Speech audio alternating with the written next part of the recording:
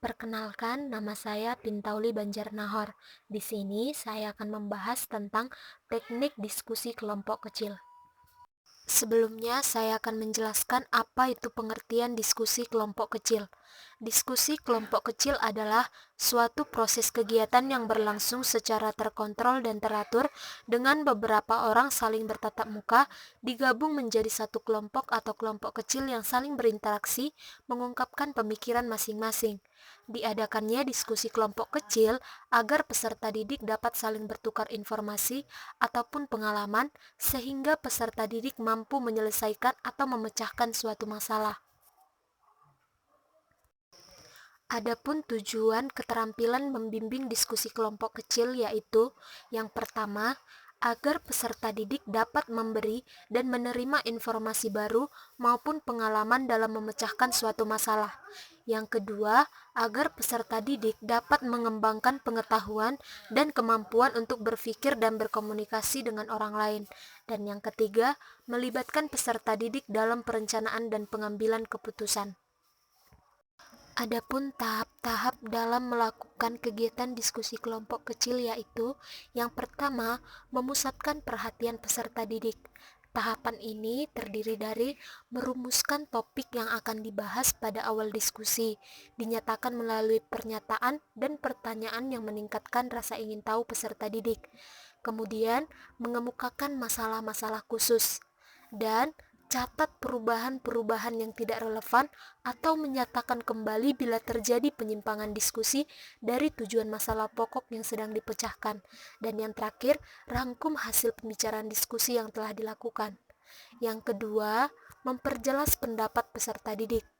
Adapun cara untuk membantu mengembangkan kemampuan berpikir peserta didik yaitu mengurai kembali gagasan peserta didik yang kurang jelas menjadi lebih jelas sehingga semua anggota kelompok menjadi paham. Yang kedua, pendidik meminta peserta didik komentar melalui pertanyaan-pertanyaan yang membantu mereka memperjelas atau mengembangkan ide-ide tersebut dan menguraikan gagasan peserta didik dengan memberikan informasi-informasi tambahan atau contoh-contoh di lingkungan sekitar yang sesuai dengan topik bahasan sehingga semua kelompok memperoleh pengetahuan yang lebih jelas. Yang ketiga, menganalisis pandangan peserta didik. Pada kegiatan diskusi akan ada banyak perbedaan pendapat di antara anggota kelompok. Dengan adanya perbedaan pendapat tersebut, pendidik hendaknya mampu menganalisa alasan perbedaan pendapat tersebut dengan cara sebagai berikut. Meneliti apakah alasan tersebut mempunyai dasar yang kuat atau tidak, memperjelas kembali hal-hal yang disepakati maupun yang tidak disepakati sebelumnya. Yang keempat, meningkatkan kontribusi peserta didik, yakni pendidik bisa mengajukan pertanyaan-pertanyaan yang menantang agar peserta didik berpikir secara kritis, atau memberikan contoh-contoh secara verbal yang sesuai dengan topik bahasan secara tepat.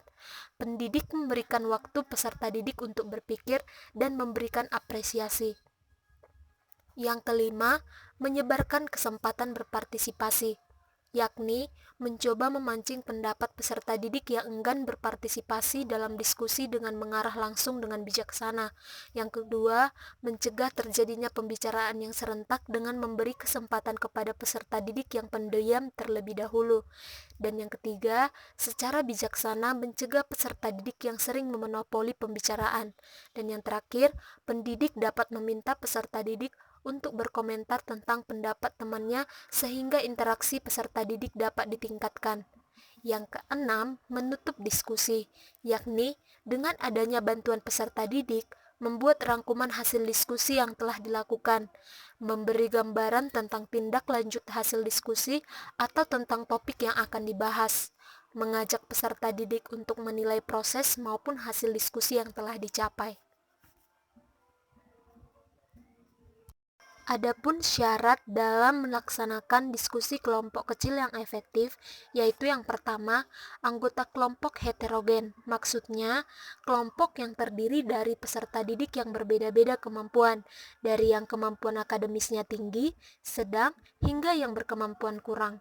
Yang kedua, Anggota mampu mengatasi masalah tersebut setelah menyadari dan memahami potensi serta kelemahan dan potensi untuk mengatasi masalah yang dibahas.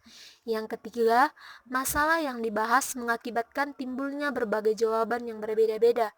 Yang keempat, tiap anggota bertanggung jawab memberikan sumbangan untuk mencapai tujuan kelompok.